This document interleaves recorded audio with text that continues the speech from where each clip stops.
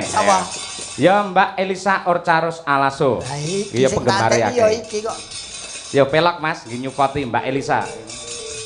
Bareng yo. Nangis sajroning atiku.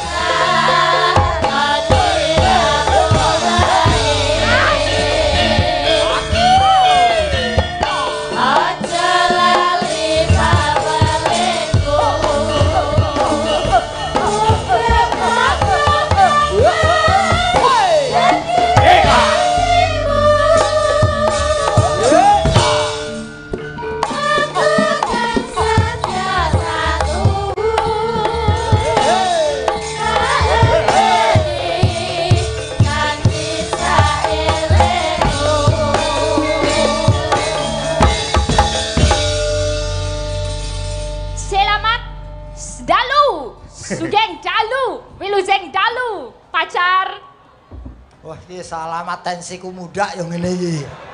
Kok tensi muda? Tadi katanya aku pacar. Iya. Pacar apa tadi? Pasangan acara. Pasangan acara. Kamu seneng kan jadi pacar aku malam ini? Kamu seneng jadi pacar aku bengi iki? Seneng. Seneng. Seneng kok seneng. Bahagia gitu maksudnya. Gumbira. Gumbira. Aku lo seneng jadi pacar kamu bengi iki. Seneng kok seneng we. Senadyan tua. Tapi kan ati semangate enom terus. Ya ning tuwane iki sing ora enak kuwi. Ya wis umur ngono wae kok senadyan tuwa, umur. Oh ngono. Wis umur. Wis malah lebih mesake kalau wis umur itu. Loh wis umur ki tegese ya wis pantes. Oh wis umur. Senadyan. Yen wis tuwa ki wediku ya dikopiok, ditiliki metu kentose apa ora ngono. Padake apa wi Ambil. Wah, Jan Elisa ki penyawange gemeske ngono ya. Iya ta. Nek anggere somong ngono kok semarake tensiku mak nyut. Ya maklum to mergo iki dudu wong Jawa asline, kok Sulawesi. Sugeng dalu Pak Yoyo. Sugeng dalu lama enggak jumpa. Kamu enggak ketemu kita. Kamu enggak kangen sama aku toh? Kapan dong kangen aku. Ayo sama aku juga kangen. Aduh, ya wes moga-moga sesuk ono apa bisa berduet lagi. Mbak Lisa, ya? Kamu tahu enggak bedanya wayang sama kamu? Apa? Kalau wayang itu semakin lama semakin antik. Ya. Kalau kamu semakin lama semakin cantik. Penyakitnya dalang ngono kuwi. Agar saya laris ngono kuwi saya nika-nika. Ya ora wong jenenge iki kan ya pacar sama pasangan acara. Pasangan acara ning ya ora ngrayu-ngrayu kowe wong sing cedhak aku kok sing ngrayu kowe. Lah iki sing dirayu meneng ae kowe nyakari nyawang ngopo kok protes? Iki ngomong ke cantik tuh nggak masalah. Cantik tuh kan kelihatannya gimana pada saat melihat. Saat melihat aja, tapi hatinya kan pada Bu Kesi. Kan gitu, kamu jangan mutusi dong. Nah, sing ngomong sopo? Aku. Kuwi. Kuwi iki wanine ya yen pisah dong ngene iki yen cedhak itu ya Bu. Ya Bu. kowe kok ngerti. Aku lek nang omah bae umbah-umbah kok ya ngerti kowe. Aku biyen ya ngono. Iya. Oh, kok senengane. Wah, Elisa tambah cantik sekarang. Wah, aku iki ketok cantik. Mergane Bu Bupati nggak berangkat. Kalau Bu Bupati berangkat iki sinden sakmene bedaan meblok-meblok kalah cantik sama Bu Bupati. Oh, berarti kamu masih merasa ada kekurangannya. Iyalah. Itu yang kan bagus. sing marake cantik itu bedake. Apa? Bedak. Apa? Bedak kok bedak. Ya. Ono wong wedok nganggo badak sisane. Apa itu powder? Nah, tapi anu, untuk Trenggalek apa yang mau kamu ucapkan? Wah yo seneng kula nderek mangayu bagyo menika hari ulang tahun Ambal Warso Kabupaten Trenggalek ingkang kaping 800. Bentar. 800 piro ayo. 9 likur. Wes bener aku nek saiki. Piye sirahmu piye, Reng? Sirahmu piye, Reng? Mumet tenan aku. Aku rumah sawu kaya cedak company. Kok ceket Ngomong ora cetha. Aku bener loh. Ini lahir itu tanggal 31 Agustus 1194. 1194 karepe ngono. 94 iki 829. 9 likur. Songo ya, songo. Yo. Songo doso likur. Aduh, mati. Tenan iki tenan wis. Aku pomo Elisa iki gelem karo aku no aku wis sing ora gelem aku. Gimana sih? Tadi katanya pengen, katanya rejeki kalau aku mau sama kamu. Mbak Lisa, Mbak, Ah. kalau memang sulit untuk dengan bahasa Jawa, menggunakan bahasa Indonesia nggak apa-apa. Nggak apa-apa 829 nggak apa-apa. Oh iya, tapi kan aku masalah itu ngombe banyu Jawa, madang seko Jawa. Masa aku ora berusaha ngomong Jawa? Ya sak iso-isone sak kaduk-kaduk ya nganggo Jawa. Tetep pengen Jawa. Iya. Ulang tahun ke 829. Kalau dijawakan bolong doso ratus kalih doso kalih likur songo. Reng. Iki kok ketoke asam lambungku kumat ki malam jan iki. Aku berusaha loh Iki ini. lho sing marai ngene iki lho, ngene iki lho. Nyambut gawe ketoke seneng, kepethuk wong wedok ayu seneng. Ning bareng ngrungokke omongane iki lho, sok maksud ngene iki. Iki kolesterolku sok mundak lho iki ngene iki. Ngene. Nomet to. Kalau memang belum bisa, Iya. seperti Mas Yoyok bilang pakai bahasa Indonesia. Kalau belum bisa, sinau dulu, belajar dulu. Baru dicoba Ucapkan. lagi. Berarti kalau gitu nggak bisa-bisa. Kita harus berani dulu, kalau salah ngaku salah, selesai. Kita buat lagi, kita benerkan, bisa maju. Amboel. Seto. Ngono Reng, lah jajal sih. kon hitung-hitung ajaran Ayo hitung-hitung. 1 sampai 10. Setunggal, Ya betul. kalih, Pinter. tilong. 3. Telong, dosa itu telong lah. Iya, ning yen telu ki 3. 3. Tilong, 3. 3. Sekawan, gasal.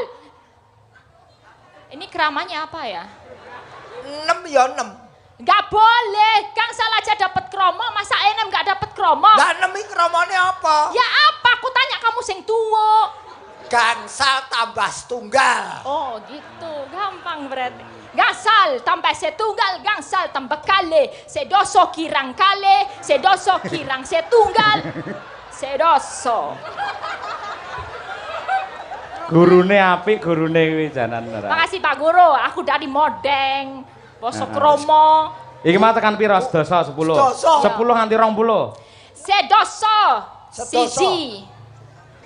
Sedoso siji, sedoso kalih, sedoso tiga, sedoso patang, sedoso lima, sedoso enem, sedoso pitu, sedoso wolu, sedoso songot, kalih likur. Kalih dosa sik wis kalih likur piye? Iki salah panitia iki. Ana bocah urung ngombe obat wis dikon munggah panggung iki. Aku lho ning dinding gak apa-apa basa Jawa aku wis tak hafalke tenan lho. Aku belajar gak cuma itu anak-anak kewan aku belajar. Bagus. Anak gajah jenenge bleduk. Anak pitik jeneng kutuk. Anak macan jenenge kokor, anak lutung jenenge kowe. Bener pancen kuwi. Ya bener-bener ning ora nyawang aku to. Lah ngobrolnya karo awakmu kok dibijekke aku kan membijekke iki bener apa salah ya Pak ya. Sik, balene anak gajah, bleduk, anak pitik, kutuk, anak macan, gogor, anak ketek. Ketek nggak tahu, tapi kalau lutung itu kowe. Rono. Kalau lutung itu kono. Kowe. Dadi kowe kuwi anak lutung. Oh ya padha. Ya padha ketheke Mbak Ayu ora. Wah, sejenis primata. Tapi aku seneng loh ini meriah loh ulang tahun Trenggalek yang ke-812. Meriah ora wariah. Meriah wala yo karang nek wis tuwa gopenge sudo rungon lah. Aku bilang meriah loh Pak Kareng. Meriah. Seneng aku bombong lan matur sunak sembah nuwun Pak Bupati. Mas apa Bapak ya? Aduh ini satu angkatan sepertinya sama aku. Mau Mas mau Bapak yang penting dalam hatimu tetap menghargai beliau. Oh inje. Mas Bapak Bupati Ipin, saya Susanti. Lambene lho. Pak Bupati ya semane masih 33, nggih. Iya. Ning aja dicampur Mas Bapak ngono kuwi campur aduk. Mas Bapak Ipin. Ya kan panggilan ini akrab masyarakat karena tresnone sama Pak Bupati. Betul. Pak Arifin panggilnya kan Mas Ipin. Kalau melihat beliau masih muda sudah memangku jabatan sebagai bupati, komentarmu bisa? Lah beliau itu luar biasa, isi enom encene sing enom karo tuwa ki apik enom. Ampuh wong enom. Enom ora enom. Enom. En Bung Karno saja mengatakan, bawakan kepadaku 1000 orang tua maka akan kucabut Semeru dari akarnya. Tapi bawakan aku 10 pemuda maka akan kuguncangkan dunia. Waduh. Calon dokter ya. Calon dokter. Agar ngomong ngono lho cetha agar gon setunggal ngolok meletot terus kowe. Ya apik enom apa tua nek menurutmu? Gon endi? Ya ini kalau dihitung-hitung apik enom apa tua? Yang bupati itu. Menjabat bupati itu sebetulnya bukan umurnya. Terus apa? Tapi kemampuan memangku jabatan bupati itu mampu apa tidak. Oh jadi bukan soal umur. Kemauan dan kemampuannya. Wah elok, ini kamu mentes ya, pemikiranmu mentes. Mentes. Mentes sok mentes. Ya apa itu? Meletik. Apa? Meletik. Meletik ya. kok meletik.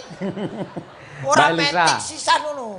Tak kandhani Mbak, jargon dari Trenggalek adalah meroket, maju ekonomi rakyatnya, orang-orangnya kreatif, ekosistemnya terjaga. Jadi Bapak Bupati selain selalu merawat kepada warga masyarakat agar tetap tentram dan damai, namun juga merawat lingkungan agar tetap lestari dan indah. Kula pengen mempersembahkan salah satu gending utawi lagu naminipun Titipane Anak Putu. Titipan anak putu. Tegese alam sak isine ini bukan apa kuwi jenenge tinggalane para luhure dhewe ning titipane anak putu sing kudu direksa lestarine nganti kapan wae. Betul. Ini ya perlu nyuwun pirsa Jeng Bupati wis siap iki. Iki mergo mau digarap karo Elisa terus. Jeng Bupati siap iki. Nggih. Monggo menawi badhe paring Jeng Bupati. Monggo menawi pun bales monggo. Niki mumpung Elisa niki wah. Ampun dipidana, kula namung nggih gojekan semoto. Semata kok semoto. Mbak Gareng, kok Dalem. Mbah? Ora iso aku ngamuk karo Elisa iki. Lho, sebabnya enten apa, Jang? Lah wong Elisa iki emang lali karo kowe iki aku ora bisa kok. Ya, emang lali karo kowe ora bisa. Elisa, makasih Bang Lali. Wong wedok ki ngono iki. Pripun, Jang? Wong wedok ki ngono lek seneng ki sok-sok gudung-gudung ngono kae lho. Anu nyerempet-nyerempet bae. Lah iya ngerti lek bojoku adoh ning Cina. Oh, ngoten ta? Iya. Kalau nderek ini sinden kalah cantik semua. Kalau neng Google Bu Novita. Wah, cantik banget. Iya ayu ning ora ngene-ngene iki. Badalang, Dalem, Bapak. Gareng niki Semarang original napa KW niki? Napa? Original, Pak, menika. Original Nggih. ora. Aku kenal wong Semarang ki lek original, klambine abang, rambute sing putih. Lah iki kok raine sing putih. Oh. KW kuwi. Nggih, nggih, Pone kawin. rambutnya putih, gadang pun tua mbledrek teng. Kudanan berarti. Luntur. Nggih. Kawe lek ngoten niki, Pak. Nggih. Kula Nggih. mboten KW Pak, DKW kula Pak. Nggih. Nggih wah.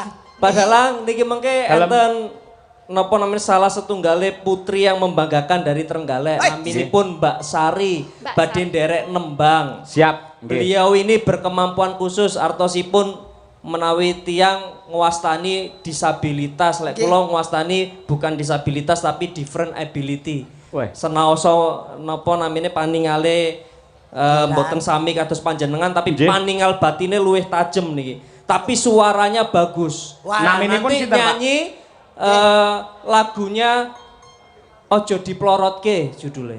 Loh, Apa? Hah? kok aja diplorotke? Ingkang wonten Sampai niku- nih wayangan suwe orang ngerti lagu Ojo Diplorotke lho. Loh, kula malah berusaha untuk melorotke, Pak. Heeh. Ingkang wonten menika aja dipleroki. Ora beda. Ora Ojo Diplorot. Sing mas Ojo Diplorotke Oh lho. iya. Karepku mlorotne dhewe.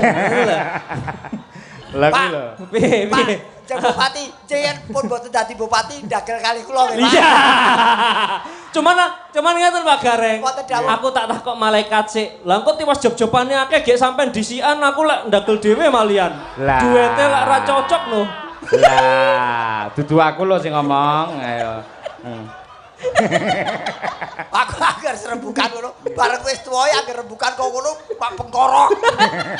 Boten niku dungane bupati jenengan panjang umur. Amin, Amin. amin. Nggih. Matur nuwun, Jeng. Wis Matur mbah nuwun. matur nuwun. Nggih monggo dilanjut Rit. Namanya Terus siapa, mungkin kula suwun, Pak? Mbak Namanya- Sari, Mbak Mbak Sari. Sari, siap. Oh, tak kira Nggih. Putri Aryani. Saya tak mempersembahkan Mirip-mirip. lagu titipan dulu ya, Pak, tentang Nggih, lingkungan monggo, hidup. Monggo, monggo, nggih. Bu Kesi, ayo jumeneng kene ngancani Mbak Elisa, Bu Kesi. Ayo, Dawanono titipan. Bojomu melu to? Melu, ora melu ucul no aku. Ate kula wani ngerayu Elisa. Bebas lek bojoku kuwi santai ning kene. Kasih tahu kok. Oh, pancen Ya udah bojomu seperti kakak sendiri. Bojomu ki ngerti yen kowe iki untuk umum kok. Padake WC lambene ora. Aku ora madake wedene kowe krasa ya alhamdulillah. Awas lek ndodok, awas kowe. Ayo Bu Kesi iki ya, wah, daleme asline Tulungagung cedhak karo Galek. Heeh. Nggih, kula nggih ugi nderek mangayu bagya hari jadi Kabupaten Trenggalek ingkang kaping 829 taun. Betul. Mugi-mugi Kabupaten Trenggalek kedepannya tansah dados kabupaten ingkang makmur, murah sandang panganipun. Amin, amin. Sedaya pejabat masyarakat tansah pinaringan katentreman lahir batin. Amin. Sukses gampang anggenipun pados rezekinipun. Amin. Wah, Nggih. omongane yen ndongake cetha ki yen ora anake pawang udan ora mungkin. Nggih matur nuwun kula nggih tangga cedhak mriki mawon Pak Gareng. Ngendi, Pak? Omah kula mung Tulungagung mriku tur desanipun Ngentrong campur darat. Cedhak pantai Brumbun Popoh. Pun mriku dereng Ngentrong campur sari ngendi? Lah. Ngentrong kecamatannya campur darat. Campur darat. Oh. Terus tangga dhewe kalih mriki wah kula jan remen sanget. Ingkang mirsani ya Allah kuwatah sanget. Bojoku tak elingke lho ya. Apa sayang? Bengi iki Elisa teko. Heeh. Lek mau ngerayu aja nemen-nemen. Siap. Lek ngantek lek ngrayu nemen-nemen kelakon tekan omah tak ketok lho. Bener. Aja. Iki mau wis tak kandhani ngeyel. Tak kandhani ngeyel. Reng. Nocos malah. Aja ngono kuwi. Paling ora kowe memperindah keadaan, ngrukunke wong omah, aja malah dadi kompor ngono kuwi. Wani pira? Mah. Oh kok jenengane ana bojone mengkeret mau nggodho. Mau ngrayu-ngrayu Elisa iki. Ning asline yen bojoku ki ngrayu Elisa terus terang El. Aku enggak apa-apa. Aku ya enggak akan cemburu sama sekali. Masa Bu? Bener. Aku soalnya wis ngalami dhewe ya. Aku wis rumangsa awakku wis tuwek. Dadi ngladeni dalang kondang gek nom enggak kuat. Mula ya dheke ya maklum wae yen upama karo awakmu seneng aku ya enggak apa-apa El. Tenan. Maksudnya kita bersama satu rumah? Bersama? Bu ampun Bu, itu Pak Cahyo satu untuk panjenengan aja. Iya tenan Nanti ya. kalau aku satu rumah sama jenengan tugasku apa? Ya gampang no, bikinkan wedang, teh, kopi gitu. Aku yang masak gitu El. Yen kowe ora iso ngladeni Cahyoku tadi gecek wae. Aja, aku cinta. Lah iki supaya netizen iki kadang-kadang aku kan dibully to. Buka sih kok nesu tenan karo Elisa cemburu padahal kita enggak, kita saling menyayangi. Iya dong, saling menyayangi. Aku ya juga menyayangi. Bukan mukrim. Cari kesempatan dalam kesempatan. Ngene iki angel lho, Reng. Apa? Angel. Piye? Mbok nom karo mbok wek rukun angel ngene iki. Nembang Bu Kesi. Dandang kula titipan katur khusus kagem Mas Bupati Arifin. Kita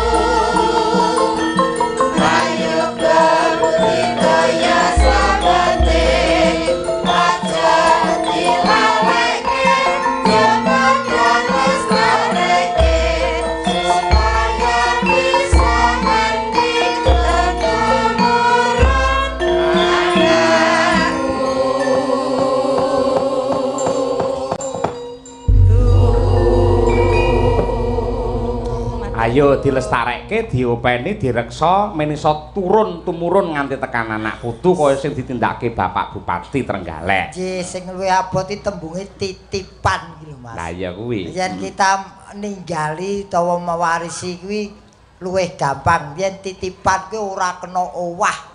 Nadyan sethithik ora entuk owah. Bener. Apa meneh dirusak. Nah, kuwi. Yo ripalungguhan iki tak ngaturi Mbak Sari, potensi dari Trenggalek yang sangat luar biasa. Jungguh karo ngendikane Mas Bupati nalika sonten. Putih, Mbak Sari putih. Tapi ya Cah dihormati nganggo arum Bali nggih ngurmati Mbak Sari. Yo.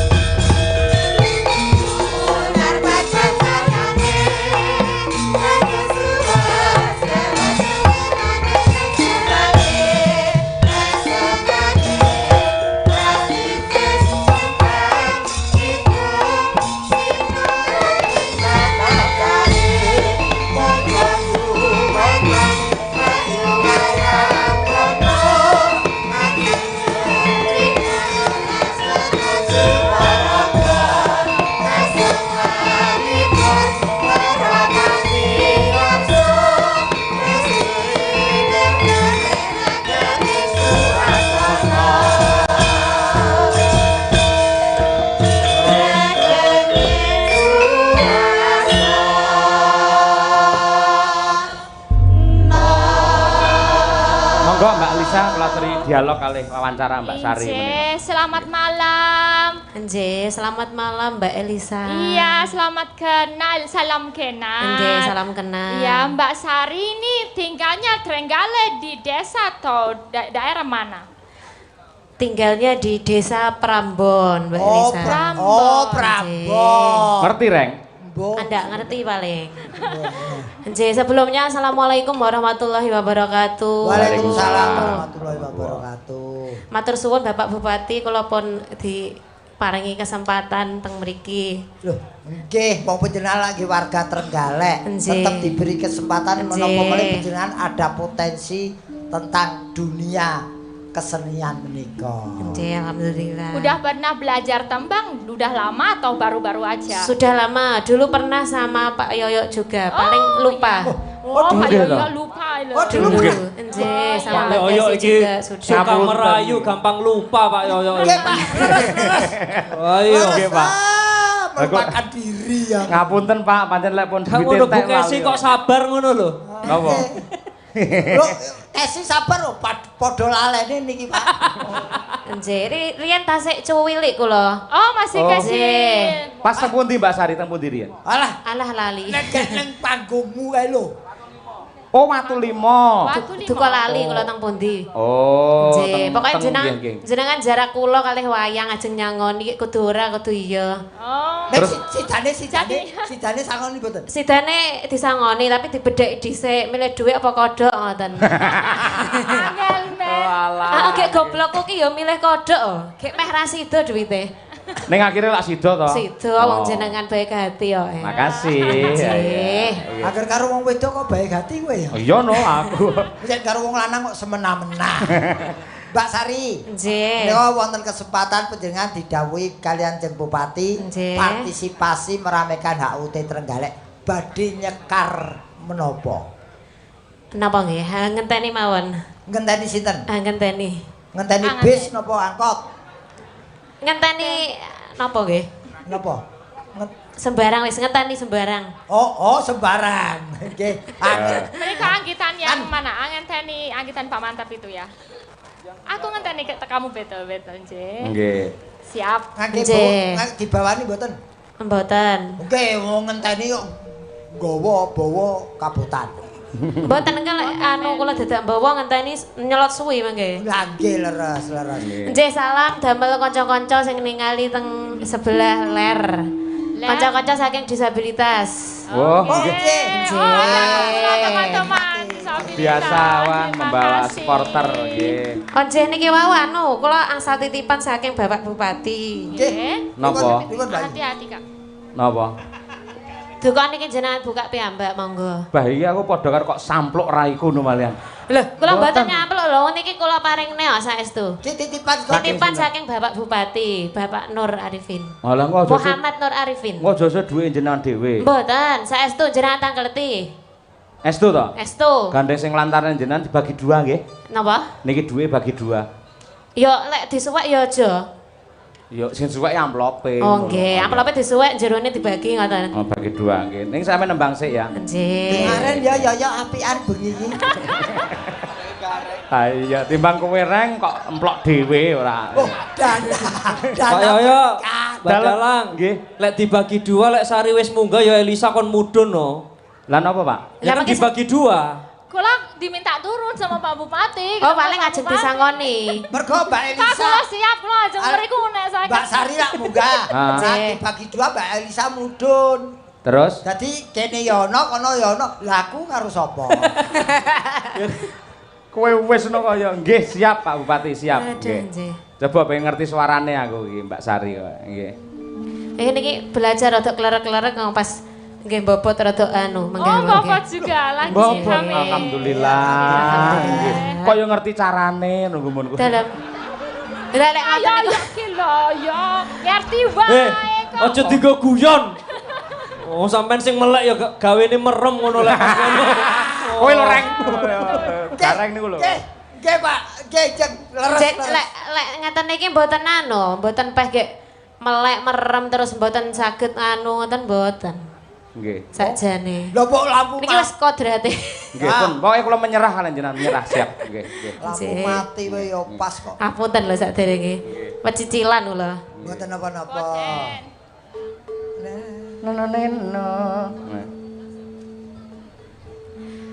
Aku ngenteni tekamu kaya ngenteni budune wahyu janji matang sesunipan jroning kalbu dahwang bagus pepujanganku